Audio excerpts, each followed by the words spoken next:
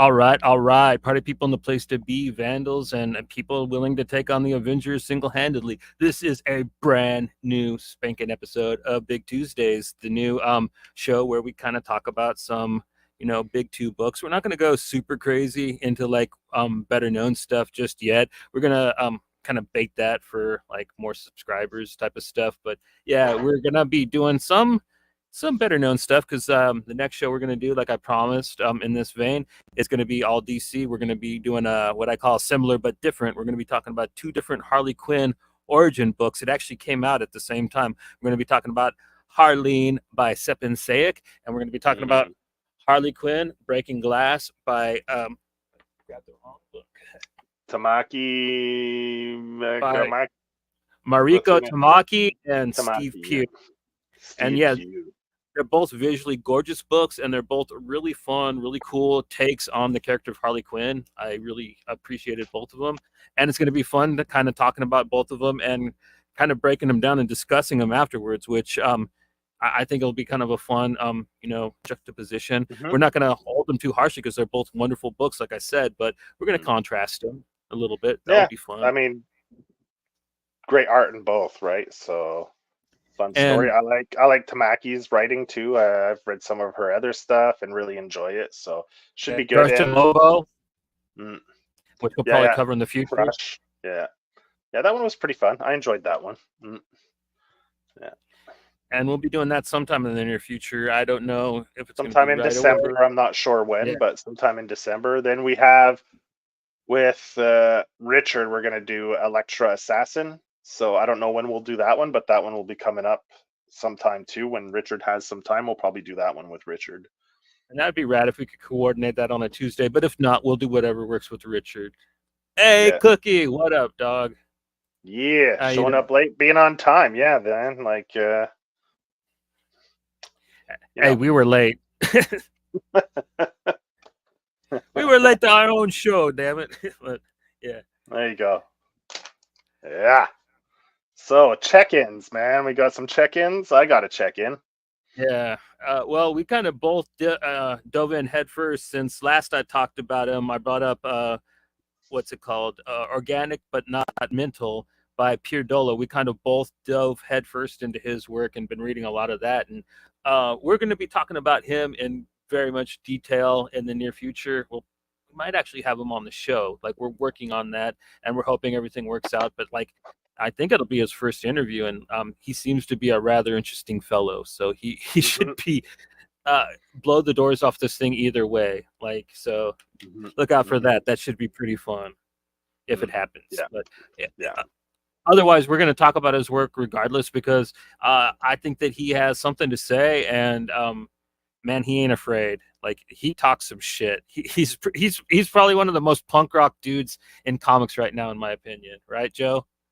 Yeah, pretty much. I mean, just the sex scene from that the XX2. Yeah. The Where sex scene. Anyway, yeah. I'll leave it at that. Yeah. Oh my God. Yeah. Anyway, that one's free on Global Comics too to go read, so you can go see that XX2. Oh man, anyway. Yeah, that's a book right there, man. Oh my God, it'll scar your brain. It goes hard. It's goes to dark places. Yeah,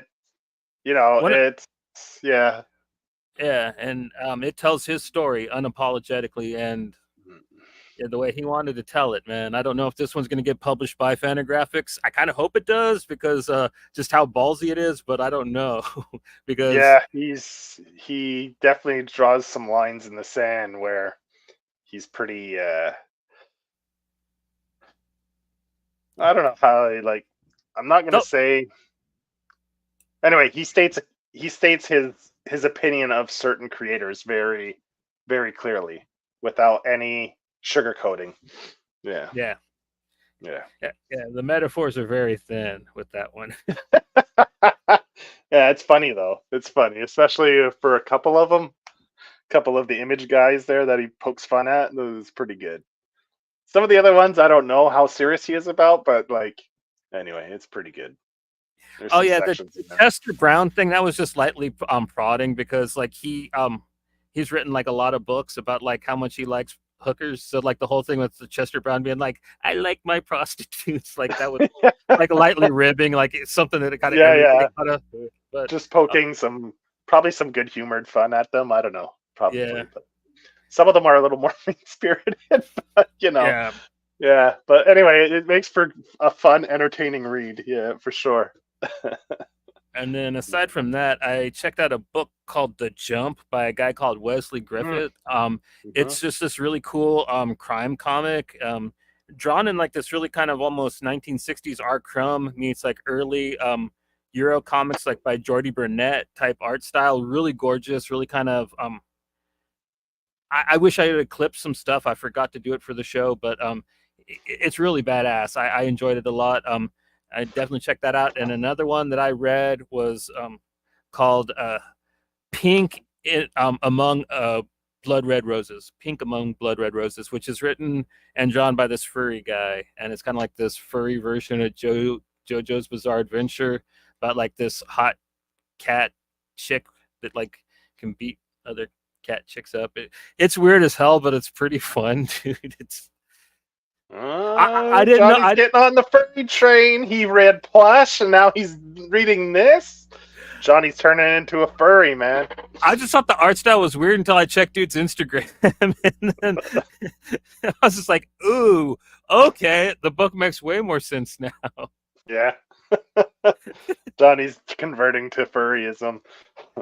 But it's the art in it's really fun. Mhm. And if you like JoJo's Bizarre Adventure, it's like right there with that. Yeah.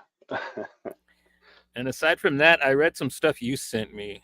Finally, Oh yeah, which ones? I read Big Man Plans, and I reread Grit. Oh, Grit. Yeah, because I'd Mm. read that when it was coming out, and it had been a long time, so I checked that back out. That's a And good book, man. yeah, It's too bad that it didn't get Scout. Man, they dropped the ball on a lot of titles like that. I would have loved to had a follow up story. I love the art. I love just everything about that book. It's great. The main character, it's got that kind of Clint Eastwood type medieval, like if you threw Clint Eastwood in medieval times type vibe, you know. Anyway, but he's working on another book. I don't know when it's coming out. Brian Wickman. Uh, isn't he he hasn't been doing You Are Deleted for Mad Cave, right? Or the artist. Yeah, yeah. You oh, got okay. canceled. You got canceled is the one that the artist did recently. Kevin. Oh, I can't remember his name. Kevin something.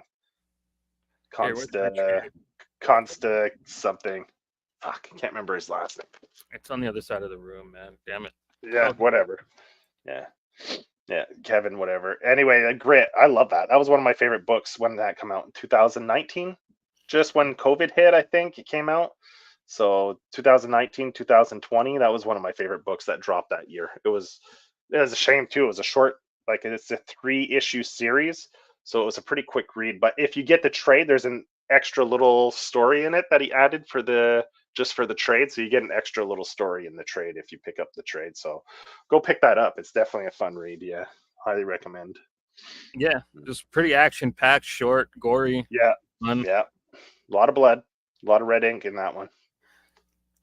And Big Man Plans, man. Like I kind of wish it was a little longer, man. Like I think they Yeah, like rushed the ending. yeah, yeah. But all in all, man, it's pretty good. I would like to see a film. I think Peter Dinklage could knock that out of the park. It would be good, man. I think yeah, definitely. Yeah, yeah. It would be pretty cool. Mm. Like if they get that guy that directed like man, what's that movie with Vince Vaughn? Cell Block, Rumble And on Cell Spawn. Block, 65, and he also directed Bone Tomahawk. I think if they get Okay. him to direct it, like I think he could probably knock out like a Big Man Plans movie pretty good. Yeah, that'd be a fun, interesting, like, yeah, I Or definitely maybe, agree. or the guy that made Green Room, I could see him doing it too. Like Ooh, yeah, Sloaner or Blue, whatever. Yeah, Blue yeah, Ruin. Blue Ruin and Green Room. Yeah, I think he has a new movie coming out soon, if I'm not mistaken. Yeah, yeah, definitely for sure. Big Man Plan. Yeah, that'd be a fun movie. Definitely grindhousey kind of slasher, revenge flick. Yeah. Or Ty West, man. Like I could see him doing it for A24. That would be badass. He's the guy that made Pearl and X, and like he Okay. makes a Yeah. really good period piece. Like he started with House of the Devil, which like impressed me right out of the gate because how well he kind of like nailed that. It didn't take place in the 80s, but the movie felt like it was. Hmm. He really nailed that, in my opinion. Yeah.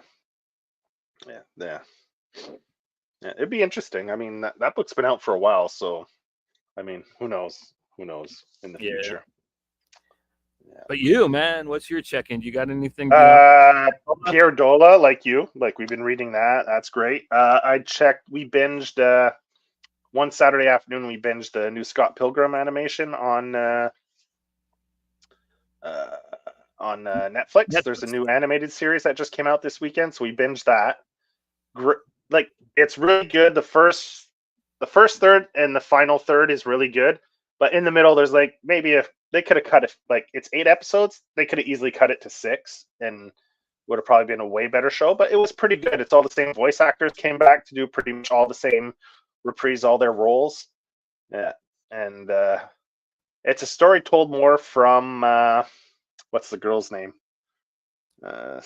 Ramona. It's more from her point of view because Scott Pilgrim disappears, so she's trying to figure out what the fuck happened. Anyways, so Oh, yeah, so it's not an adaptation of the comic. It's like a continuation. I think it's a new story. Yeah, it's definitely it's directly related to the movie because they make reference to the movie and everything too. Damn, So I thought they were just adapting the comic books, but with the movie cast. yeah, but what they do is the first episode it follows the exact beats of the movie, right?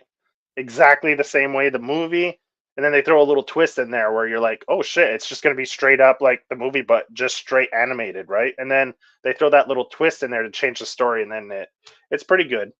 I Like might watch it then. I thought it was just going to be the comic adapted, in which I love the movie, I do, but like I found the comic pretty tedious. Wasn't like a huge fan. I like Brian Lee O'Malley. I like his art, but I like the stuff that they cut out of the movie. okay, like you think the movie was kind of an improvement for I the like material?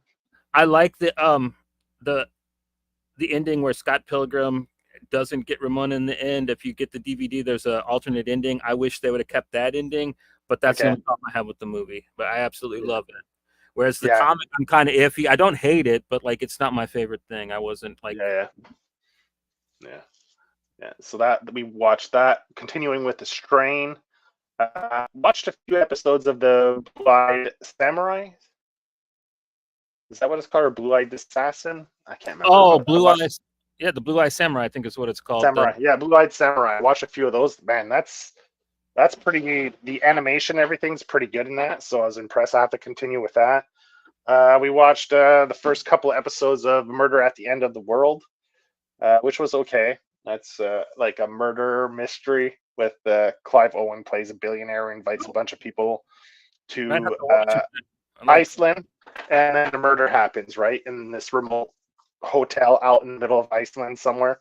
So yeah, yeah, yeah, it seemed pretty cool. What's that? Is it good so far? Yeah, the first 2 episodes, Pat enjoyed it. She likes that murder stuff, so and I thought it was pretty good too. Yeah. Hell yeah! All right. Yeah, I think that's pretty much it. Did I watch any movies? I don't think. Oh, I Oh, watched. I've been another thing that I've been listening to the Sandman audiobooks, and I'm really impressed. It's really good, man. Like James, they got James McAvoy to do Morpheus.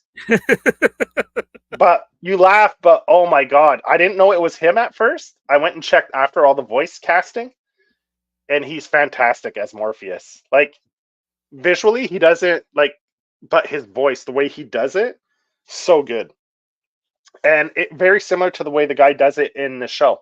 I thought it was the guy from the Netflix series, so I went and checked, and then I realized it was James McAvoy. But he the same tonality, the same speech pattern, the same voice as the guy who does it in the show. So it's spot on. Like, I mean, he nails it. It's really good, really good. And all the voice actors in it are all pretty good. The only one I didn't like the casting of was for Death. They got Kate Bennett. Is that her name? The one who was in the Marvel movies, the Thor movies. The dark-haired girl. What's that? Kate Blanchett. No. Kate Bennett. She's the she's funny. She does comedies. Kat, what's her name? Kat. Okay, Kat Bennett. Is that her name? Bennett? I something like that. I know. Anyway, she was in WandaVision and everything there. Yeah, the funny girl. Yeah, they got her to do Death's voice, and I was like, I didn't. That was kind of like, I just didn't feel like it fit. It was too Valley Girl-ish kind of sounding, like. But the rest was spot on, excellent. Nice. Actually, I did watch something. It was so mediocre, I forgot that I watched it. The new Indiana Jones. Me and the old man finally put it. Like, I liked it better than Part 4, but that's not saying much. That's like a low bar there, in my opinion. Had some good parts to it, of course, but all in all, they shouldn't have bothered. Actually, I put it on in the background. I put on Dumb Money. That's about the GameSpot Reddit when they all thing. Yeah, when everyone started buying stocks to fuck over all those big time billionaires shorting GameSpot. Yeah, it was a pretty good movie. It wasn't bad. I enjoyed it. Yeah, it was like a dramatization of that. Yeah, kind of like, yeah, exactly. Okay. I was wondering if it was like a documentary or like it was like a dramatic.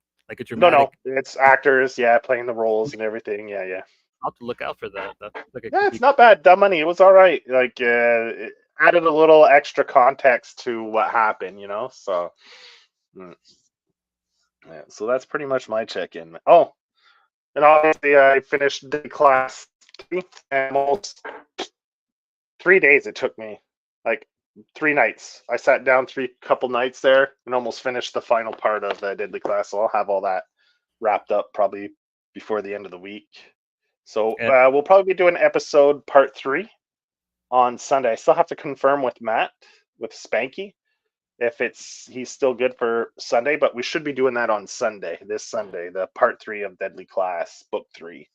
Sunday, underneath the stars, heads are gonna roll. We're gonna talk Deadly Class only under the Superdome. Yeah, man, it's gonna be awesome. Yeah. I've been loving it. It's a great series. Some of my favorite moments from the entire series are in this next volume. So yeah, it's gonna be a blast to talk about. But hell, man, we're here for the Punisher. It's Frank's night, kind of. So you want to get into that finally, or do you got anything else? Nope, that's good, man. I think we've been going. People that want to hear about Punisher had to listen to us ramble on about other stuff for 20 minutes. So let's give them some Punisher. They can tell we're getting old, man. They understand. We got to ramble on. But yeah, if you kind of refresher, Punisher and Rachel Alves are not really working together. Punisher told her to stay out of his way, but like he kind of baited her and told her where he was going to hit.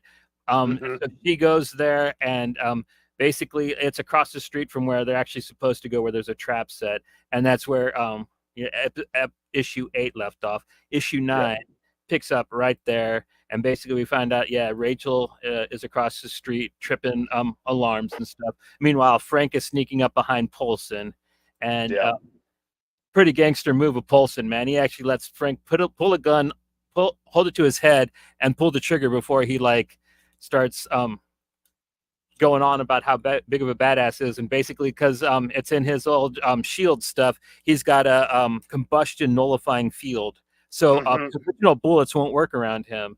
Like they won't ignite like that. the combustion just won't happen. So he pulls a gun that doesn't need combustion and thinks that's going to work with Frank, and it doesn't really. But like, yeah, this dude's like total pimping, man. He shits himself for a minute, but like he's like Yeah. he thinks he's He's badass. prepared. He's prepared. Well, he's in a shield bunker, right? What do you call it? Safe house. Yeah, Like he's hiding out in a shield safe house, right? So because he's a former shield agent, so I think we touched on that. So yeah, so we left off issue 8, like you said. So now we're hitting issue 9, 9 to 16, and we're going to cover the Warzone miniseries that followed this up as well. right. But Yeah. but even Paulson was kind of like, I didn't know if that the combustion nullification field was actually going to work or not. But like he blasts Frank with a gun that doesn't need combustion. But Frank don't care. He just pulls out a field knife and goes to work. Shanks Paulson and basically like these guys that work for this other group kind of show up and bail Paulson out. Otherwise, he was going to get murked. Yeah. Right? They work for the Black Spectre. Whoever, I'm not familiar with that character or group. Right. So. And this whole interaction is just to launch what happens with issue 10. Like it's involved in a crossover between Spider-Man, Daredevil, and Punisher. We'll talk about that when it gets good. But like that's what they allude to is like they tell him Omega Drive. The Omega Drive. But like, yeah, Frank doesn't care. He like just kind of like has a knife fight with all of them, but he's definitely like overpowered. So Rachel from across the street, she murks all them fools for her, just for him, just snipe. And so after they find out about the Omega Drive, like they hook up finally. They're going to work together at a diner and get Frank. Like 10 people or 7 people, 70 yards, or 10 people, 70 yards in that amount of time. He's like, impressive. Yeah, he was actually kind of gave her some compliments for once because we forgot to mention it. Like in this version, Frank Castle, he's kind of like Frank Miller's Batman. He's very authoritarian, almost fascistic. Like he is not nice. And we'll get to orders. Yeah.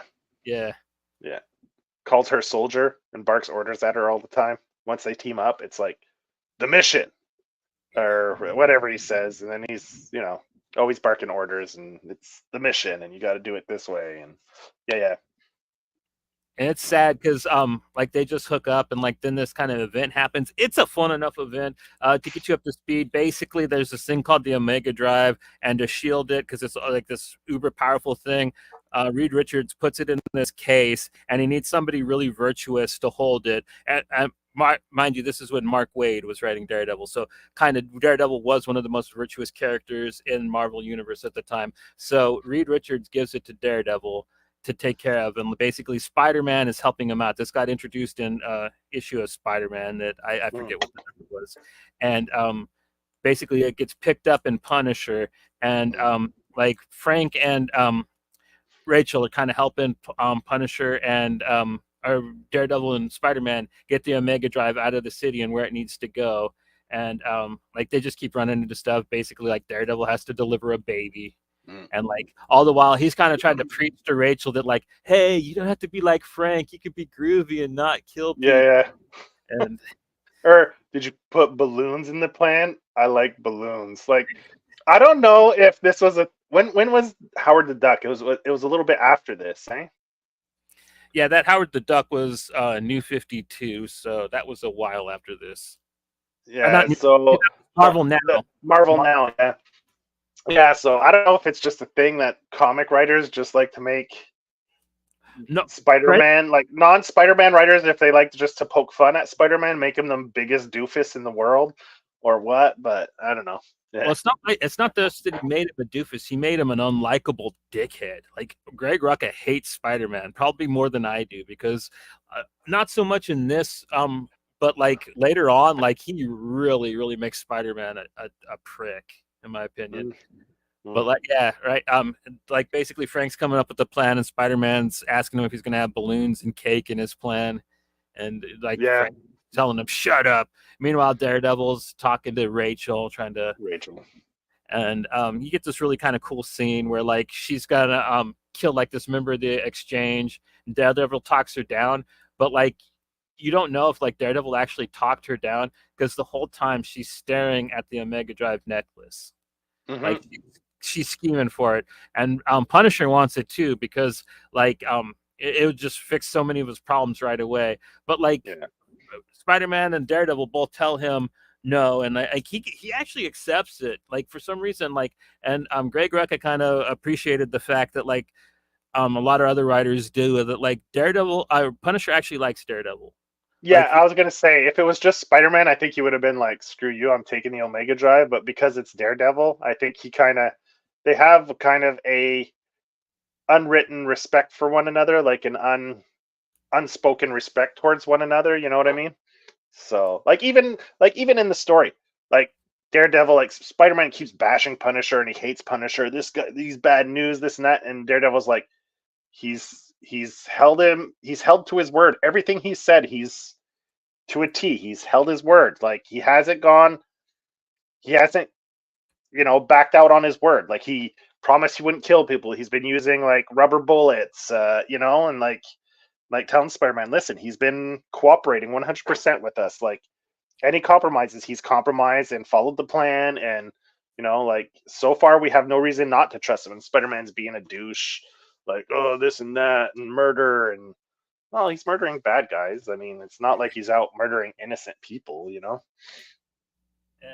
So But anyway, like Rachel, she got her eye on the necklace, and basically what happens is Punisher is his plan is they break up into two, and like Daredevil and Punisher were supposed to go together, but like Spider-Man insists no because Punisher's been eyeballing the necklace the whole time. That they have to have different teams. So it's Rachel and Daredevil, and they're going into this plant to kind of get rid of the Omega Drive, but like they are surrounded by AIM, I think. Like I've AIM, Hydra, and the Hand. They kind of purposely uh, let them know all three in the hopes that the three clans will start fighting each other to try to get the Omega Drive type deal. Something like that. That was the plan anyway, to have all three parties, AIM, Hydra, and the Hand show up, and then all hell breaks loose. So Yeah. basically Daredevil gets messed up though, and like he drops the Omega Drive and Rachel picks it up, and it's to be continued in issue of Daredevil, and just Issue like 11 of Daredevil, yeah. yeah, and basically Rachel, she takes the Omega Drive and she goes crazy, and they have to talk her down, and it's mostly Daredevil and Punisher, but she bugs out and she runs away again. Is basically the big climax of that. So Yeah. basically, where we're jumping back on, Punisher's looking for her, but like to get into that, like we go into my favorite fucking issue of this entire run, issue 11. All right, and this one starts off basically, you don't really know what's going on. Like Bolt, Detective Bolt is in talking to Internal Affairs, and he's basically Hmm. explaining to Yeah, them. your favorite panel. Yeah, my favorite panel, probably one of my favorite panels ever. And he's explaining to Eternal Affairs that, like, yo, my past story about Punisher, murking all those fools, me killing all those guys. It was actually the Punisher that did it the whole time, and I've been working with them. And they're like, well, why are you telling us this? And he's like, well, because I want you to understand what happened next. So he starts telling them this story about like he's on a date with this girl that works for the CSI, and we weren't going to get a lot of sleep, like I was saying. With the little eyebrow lift. Yeah. And so, like, he's going to lay down some carpet while he's on a date. Meanwhile, Punisher comes up to him and he's looking for Rachel. So he's like, hey, have you seen her? And like, dude's like, man, we can't do this right now. I'm on a date and everything, and we're in public. When zombies attack out of nowhere. Yeah. And, Yeah. it's really funny. And like, there's this goofy New Orleans based voodoo villain, The Black Talon. Black Talon. He has the power of necromancy. Yeah. So And he raises the dead. yeah, and so there's a pretty funny zombie fight, and the Black Talon, he's doing his monologuing and this and that, and uh, Frank just wastes him while he's talking, pretty much. Yeah. It's pretty gruesome. And Bolt's told the cops all this, and he's expecting a big punishment and shit. And like, there's this one guy he's telling them like, we're gonna throw the book at you and everything. And the rest of the cops all look around and they're like, dude, we got to let this guy not only get away with what he did in the past, but promote him and honor him, because otherwise we're gonna have to give Punisher all this praise. So like in Yeah. the so this guy trying to actually out himself and like clear his conscience, like sadly he like totally hosed himself, and like now he gets a total promotion, but like he kind of gets a cleaner conscience, which we'll talk about in the next issue, Yeah. which Yeah. is issue 12, Issue 12. which starts with Clements and Bolt. They're on a stakeout outside of Rachel's apartment. Is Everybody's still on the lookout for her after the whole Omega Drive thing. Plus, the cops are just looking for them. Period. And we get this really cool scene between Nora Well, and Clemens tells him he's yeah, proud he's of him, that he came clean. Like he's like, yeah. So now he's like, they're both in pretty much in his good books. Like now he feels like he can trust him. Like you said, clean slate. They're starting fresh, those two again. Yeah. right. Yeah. And then you have the scene, like you said, with Rachel and Nora, right? Mora. Yeah. Nora, yeah, the reporter, and basically Rachel tells her that like, yeah, I've been using you this whole time, but I'm sorry, and like they actually kind of become friends, and Rachel talks her into doing something for her that she needs a favor, and And it's Nora's like, I knew all along you were taking peeks at my notes and stuff. I'm not dumb. Like I knew it was going on. I let you, basically saying I kind of left my notes out for you to see on purpose because I knew you were taking a look. So they kind of have a like they're being completely transparent with one another now. No more games. Like you said, they become transparent, more friends, more honest with one another. So that relationship gets closer. Yeah.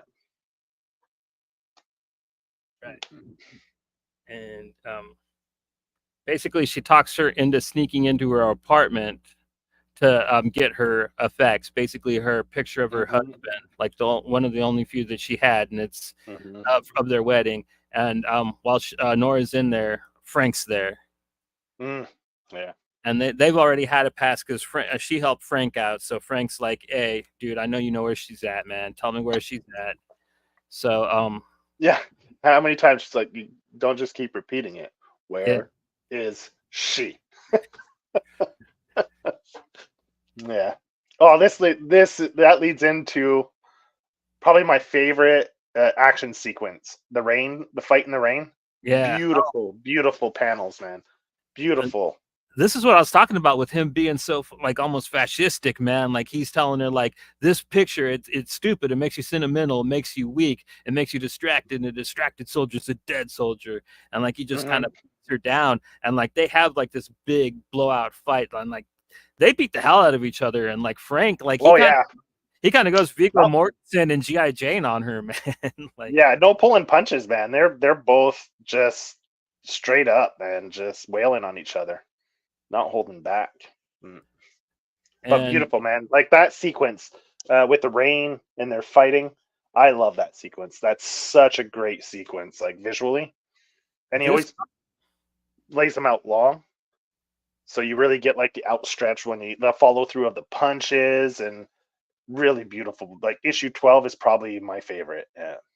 And this for that action sequence. Yeah.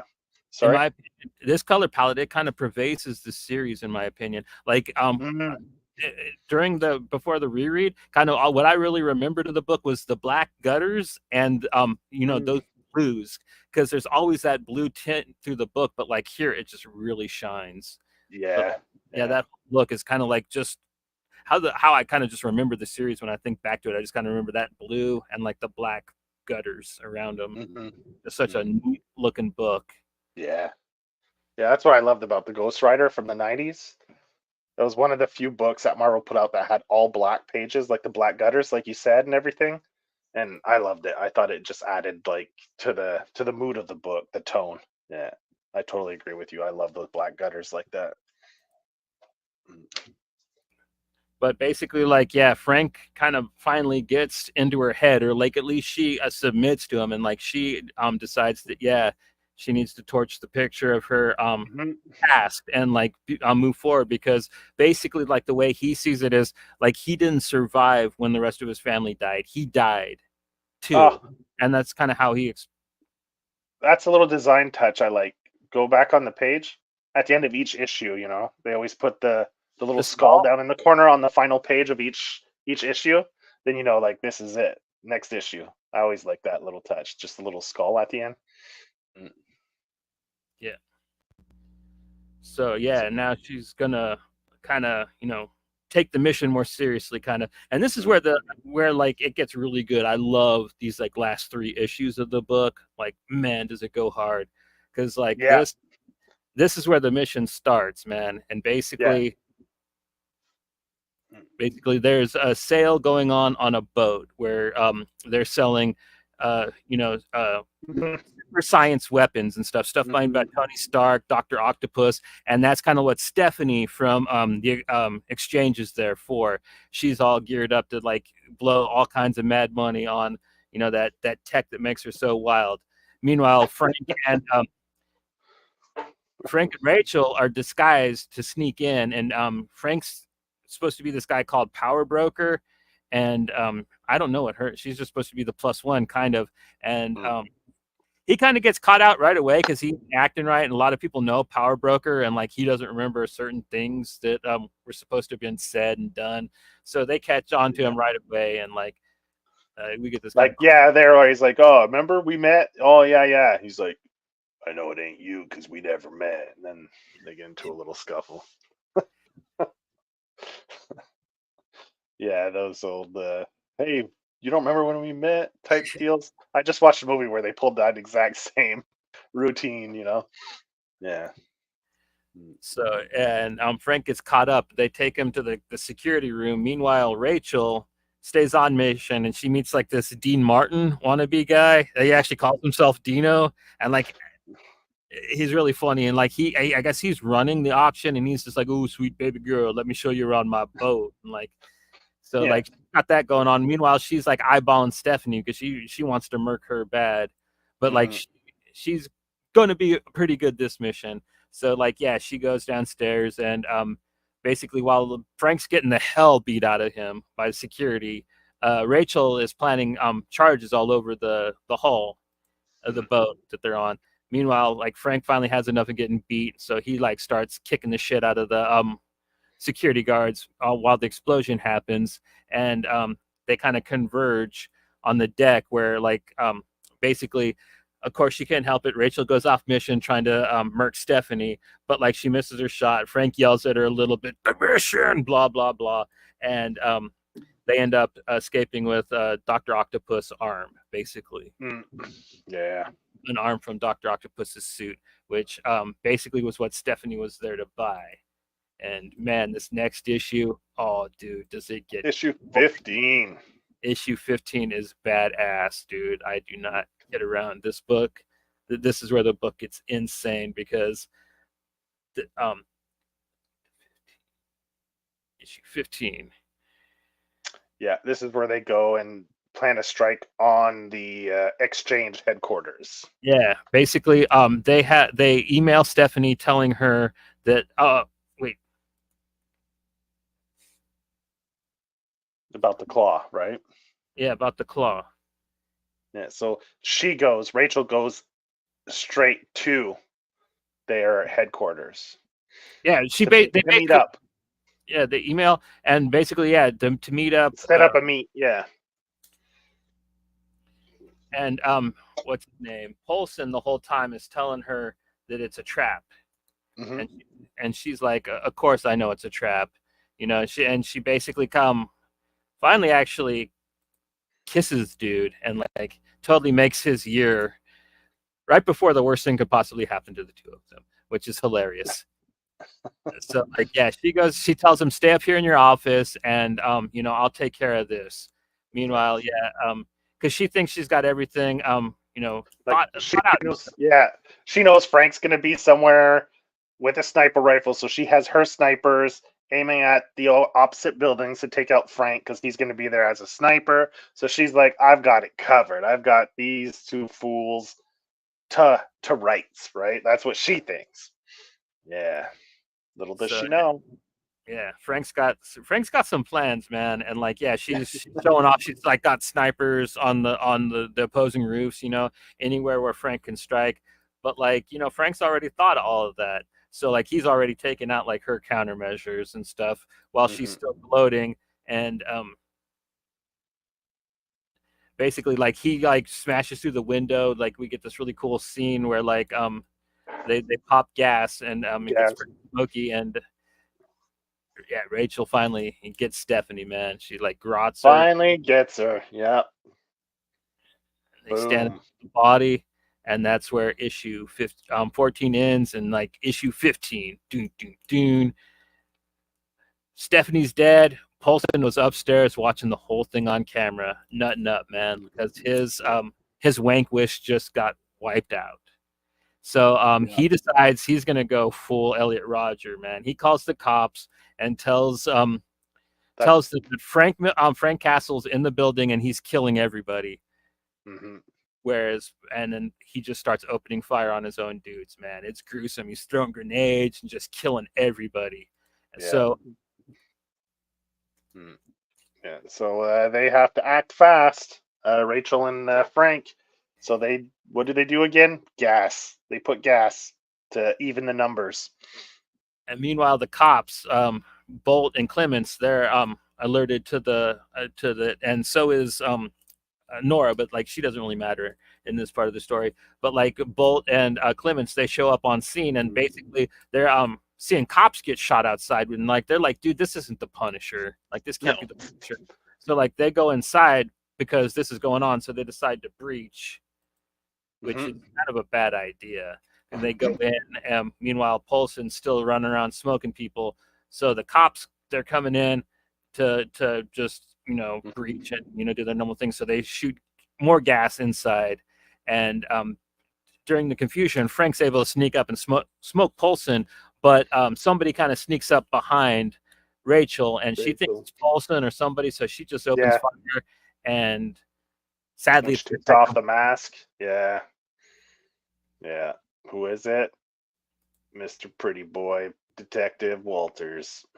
Yep, and yeah, that's Frank's little buddy. So like that kind of leaves at a nice little stir between the two of them, where she kind of actually like this is one point where she didn't go off mission, like where she didn't fuck up, in my opinion. Like it's not the smartest thing she could have did, but like under the circumstances, like it's not one of the things. Like there are several points in this story where I thought that she was kind of being a dumb character, but at this point, like I don't think that like she messed up, really. No, I mean, she thought it was Polson, right? So and Frank's done the same thing. There's several story arcs of the Punisher where he's accidentally killed like FBI agents and cops and stuff. So yeah, there's bound to be, like, when you're that type of vigilante or whatever you want to call them, mercenary hero type deal, there's going to be the occasional collateral. I mean, it's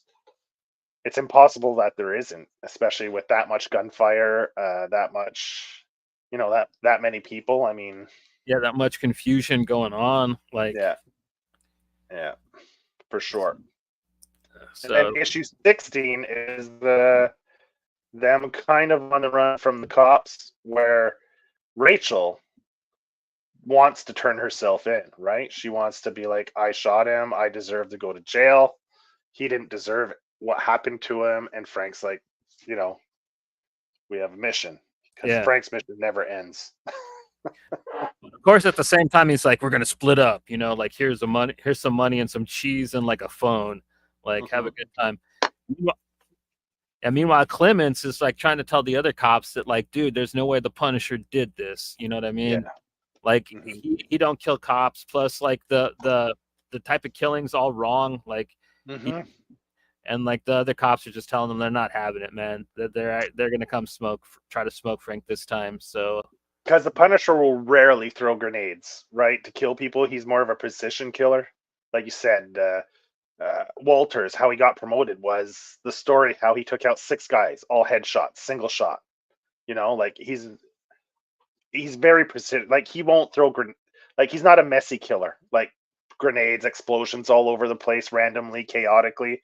Like he's very calculated, Frank, and how he approaches his missions. So yeah, like you said, it was super cowboy, chaotic. Just wild, like a wild man going crazy.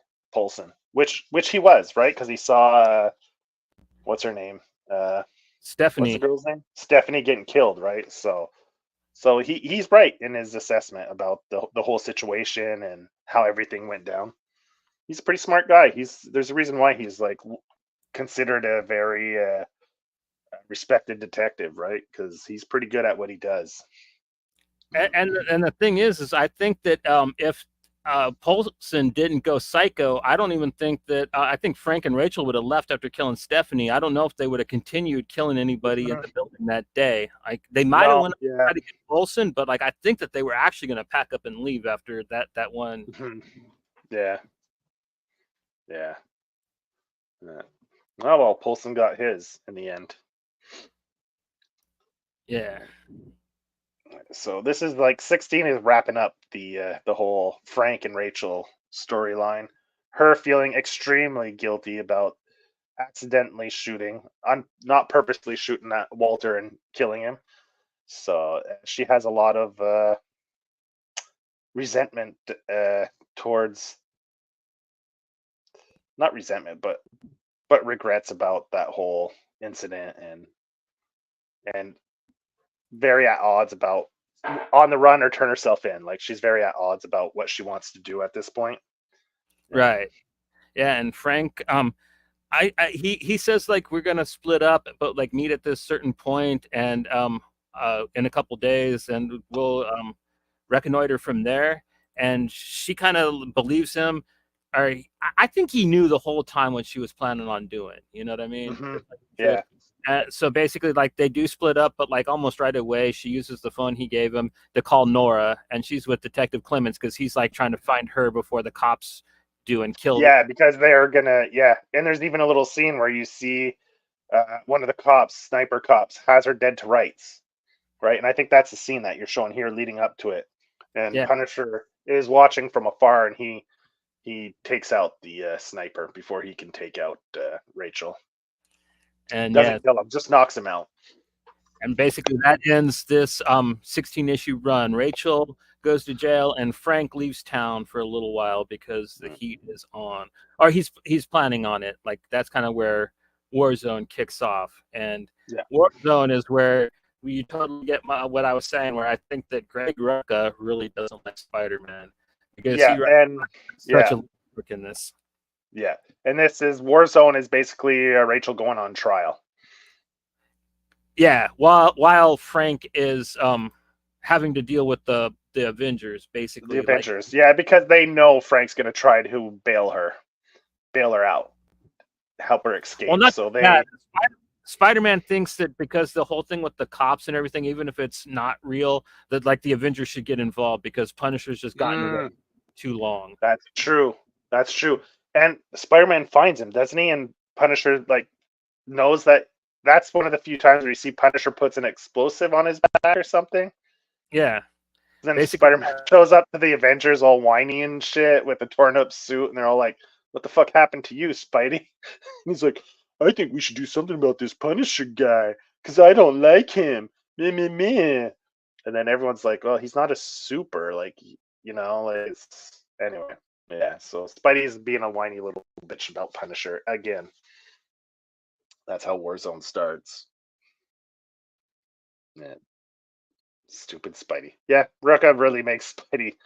He makes him a little whiny bitch in this, right? The whole time he whines, and he's all pouty, and they don't in the beginning they don't let him be part of the missions, right? Because they say he's too invested in it. He's too emotional towards the Punisher. So the other Avengers are like, no, we'll take, like, who did they send first? Black Widow?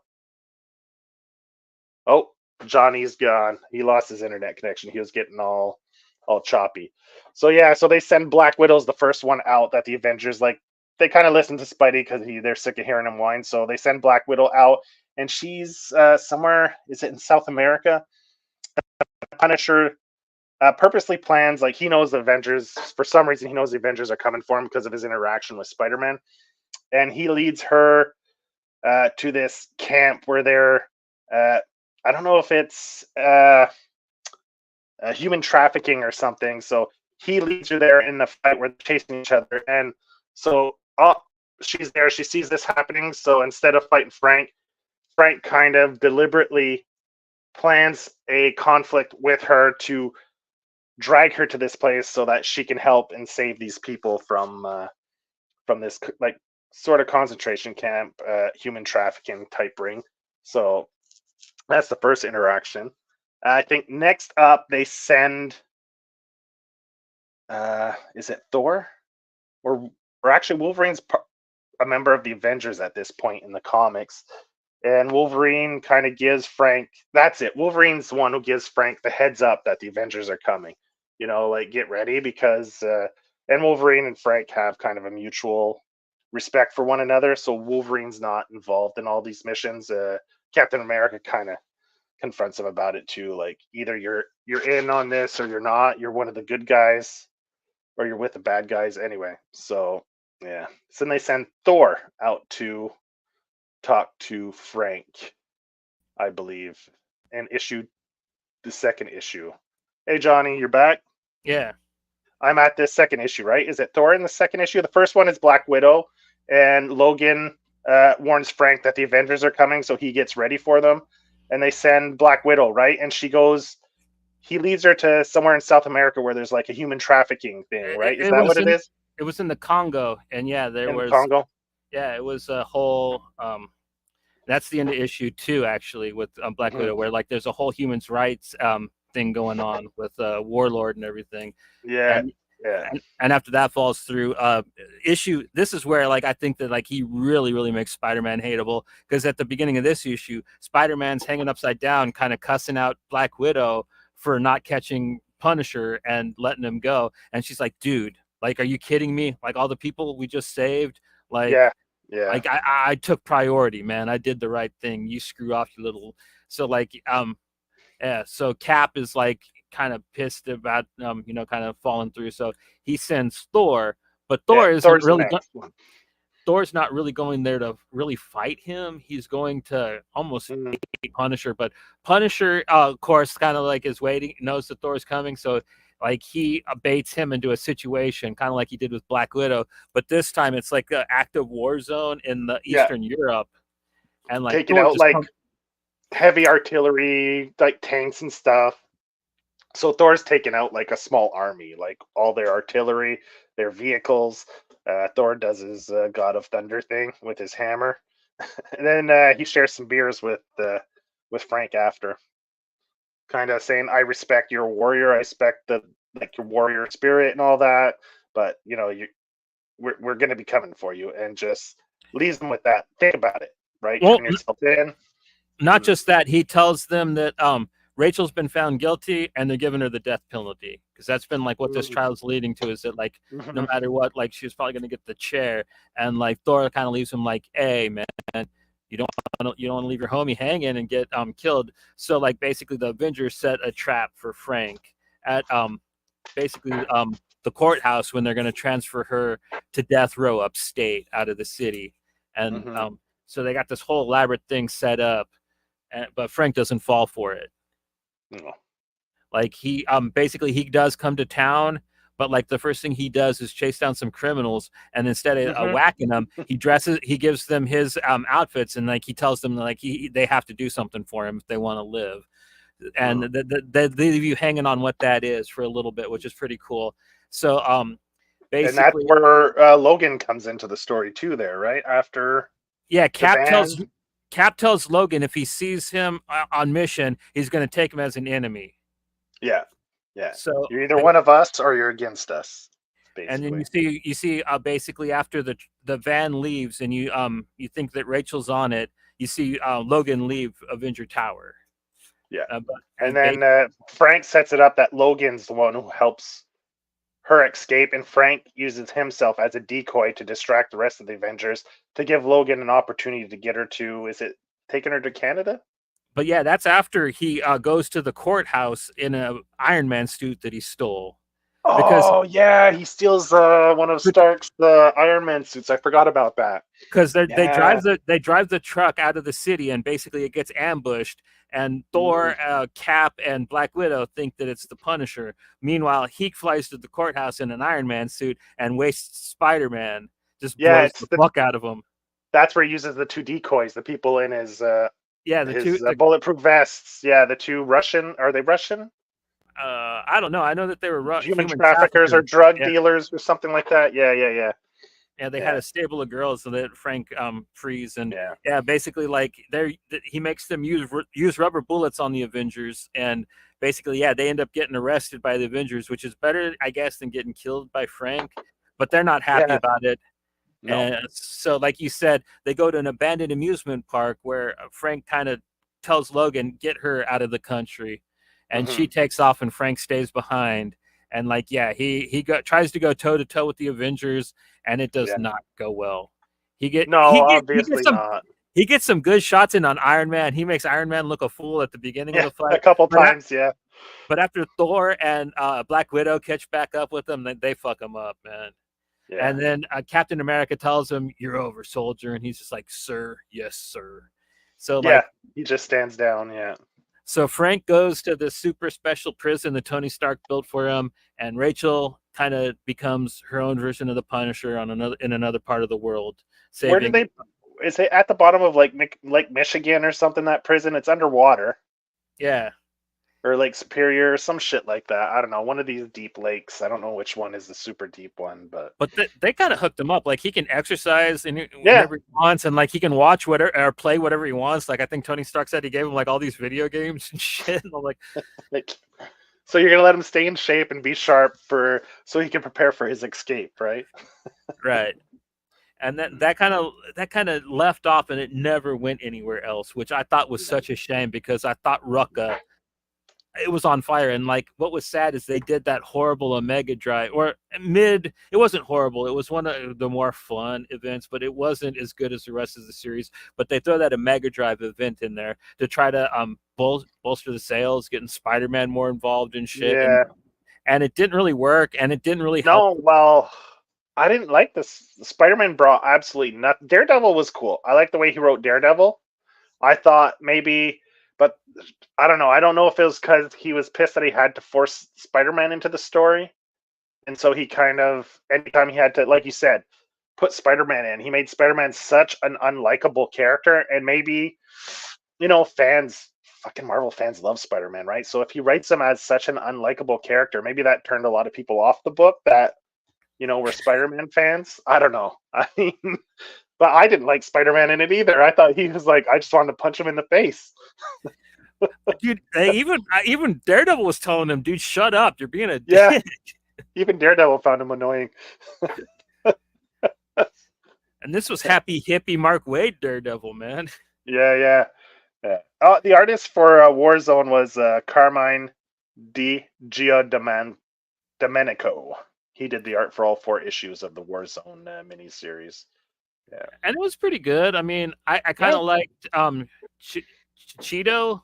I like Chichito a little better, but like just like the rest of the book, I love this series just because even though like artists came and go, like you couldn't really tell, like the tone and the colors and everything just stayed the same between like because the back half of the run, the 16 issue one, you had Mirko Kolak who came in, who did fill-in issues instead of when Chichito took a break, and you also had Miko Sayan who came in and did an issue here to give Chichito a break. I guess maybe he was having a hard time meeting deadlines. They had to bring other artists in to help out with that to keep the book on schedule. Which one did my favorite issue? Which one did issue 11? 11 was Kolak, Mirko Kolak. All right, that's just for that fucking the Black Talon there, the zombie stuff. The Black Talon, but that panel with the panel that they should use that panel, that shot for his at his funeral service. They always put a picture of the guy, just have that shot of him like smirking at everyone at his funeral. Yeah. So man. The Rucka run, and like I said, man, it was such a really cool, really fun run. The cool thing about it is even though it ended kind of short, like it felt natural. It didn't feel like it was rushed. Like it felt No, like he buttoned everything up pretty well, right? well, I don't know if that's why the Warzone, like he was like maybe he had an idea, and maybe they were like, okay, we'll give you a 4 issue to close out the story, right? Rachel's story, because she turns herself in. So maybe like we'll give you a 4 issue miniseries to wrap up the story. So like instead of have it keep going, I don't know. But it was And then nice that he got those 4 issues to wrap up the story. And another thing I thought was weird is them kind of like being like, "Oh my god, they're gonna give her the death penalty." Like I'm like, "Yeah, dude, she like killed like a lot of people. Even if she didn't kill all those cops, like that, they'd have probably still gave her the death penalty." Yeah, yeah, Like, but then yeah, again, I for think it's sure. abolished in New York. I don't think they have it there anymore at No, all. but I think they were gonna. I think it was special just for her because she killed cops or something. They're trying to bring the death penalty back, or I don't know how they. I think they kind of touched on that a little bit in the story. I'm not sure. I can't remember exactly. Yeah, but I enjoyed it. I think that's one of the first full runs that I've read of the Punisher. I've read like little mini series here and there, but I've never really dug into any of his ongoing, the main series. So that was the first full run I've read of Punisher. That's weird, man. Why? I don't know. It just kind of is. My bad. I was I've never. I like Punisher as a character, but I never really got into him. me You know what I mean? either, but like I've read quite a bit. I mean, like I read Enos, I read this, I read Reminders, I read what's his name, Jason Aaron's. I wish I didn't. Mm. Remender, he did Punisher for how long? He did a couple like minis, but like he was the first one to bring him back to the 616 during Civil War when Punisher was trying to kill Century for Okay. like he was working for Norman Osborn, so Punisher was trying to kill him to get to Norman Osborn. Like Okay. Remender wrote that. I don't know how long he did. I think it only went for about 12 to 15 issues too. It wasn't Okay. super long either. Yeah. Yeah. See, but when I was younger, I couldn't. It was hard to find Punisher around where I lived, like where I bought my comics, like on the spinner racks and stuff. You get the occasional Punisher issue, but like it was mainly all Spider-Man, Batman, Superman, shit like that. The Punisher on occasion, you'd see a Punisher book here or there. So I no, really like it. Go ahead. yeah, there's no comic shops around where I live, so I kind of had to buy my comics from like newsstand type magazine places, stuff like that. Yeah. For this run, I really like the way Rucka kind of wrote his issues. Like they were total noir, like the way like it would start with like them planning, and then it would take a while to get to the action, but like there was always the action. But like I liked he built up to it, and almost everything kind of was it. Each mission was like an issue long. You know what I mean? He didn't stretch things out like of course like some would like lead to a cliffhanger and like kind of carry on, but like I I liked that like almost everything got resolved in its issue in this arc as well. I thought that was kind of a cool way to write it. Like he didn't Mm-hmm. try to write for the trade too often. Yeah, yeah, yeah. Because it's a one like it's 16 issues, but it's a continuous story all the way through. There's no like, except for maybe that little bit where they do the Omega thing, but the rest it's pretty much just straight through. That was the only part I think where the story kind of broke off a bit, was for that little mini crossover with Spider-Man and Daredevil there, the Omega key. Aside from that, it was pretty much a straight story all the way through. But I mean, like you could read it on the Marvel app, and I'm pretty sure the trades for this are got to be pretty cheap. I never hear anybody talk about this run, and Yeah, I read it on the Marvel app, so all the issues are there on the Marvel app. I can't recommend it highly enough. I think you could probably get the floppies for it pretty cheap too. I don't think these are probably super high in demand because, like I said, I don't ever hear anybody talk about this book. But it's a good, fun little read, man. So if you could get a hold of it for cheap, man, dive in and just enjoy it, man. It's Yeah, good. and it's a quick read too, because like you said, like Punisher barely, little bit of dialogue, but it's a lot of action, and the planning is pretty straightforward. Like you said, a lot of it's told. The story's told visually too, which is and really well paced. Yeah, really quick read, fun read. Yeah, this was during a time where Marvel, like, they were trying to win fans back, so they went out of their way to try to make every book look good. Mm. which it did. Even the fill-in artists were great. So, yeah, man. Big Tuesday Punisher, Rucka. That was it. Do we got anything planned for Thursday yet, or are we gonna have to improvise for that too? Because well, no, Thursday's Thanksgiving, man. okay, that's right. Yeah. So we might not do anything till Sunday, but like we'll try to plan something for Friday, maybe though. Okay. Yeah, we could do a quick little thing, maybe. Yeah. And then Monday, the 27th. Sunday, we'll still have to confirm, but we're tentatively planned to do Deadly Class Part 3. Then Monday at 8 p.m., we have Pat O'Malley and Andy Reynolds, the co-creators of Jurassic Parkour 4 is a Kickstarter that's running now. So you could go Jurassic Parkour 4. It's kind of like a Ninja Turtles-esque kind of book where all these dinosaurs are running around, kicking ass.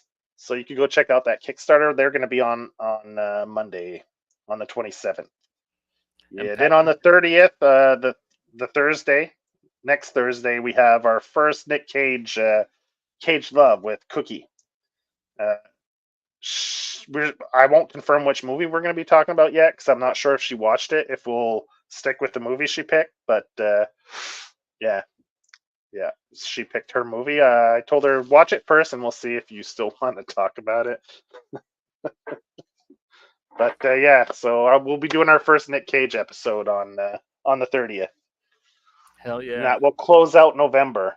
Yeah. No Nut November, which I didn't adhere to. No what? It's a joke, man. The No Nut November thing. Oh yeah, that's a thing. Kind of. I don't want to get into it on air. No one told me about it. Oh well, Pat wouldn't have anything to do with that. So unless you're talking about nuts, like people allergic to nuts, but no, you got it. I didn't think so. I thought so. I thought so. I thought so. Yeah. So that's it, man. That's what we have planned for the next week and a half to close out November. It'd be good to talk to Pat again. Good friend of the show. So yeah, man. Yeah. See what's going on with him. See what his future plans are for Pop Scars and all that stuff. So I will definitely see you guys on Sunday. Hopefully on Friday. We'll try to plan something tonight though for Friday. So yeah. See you guys later. Take it easy.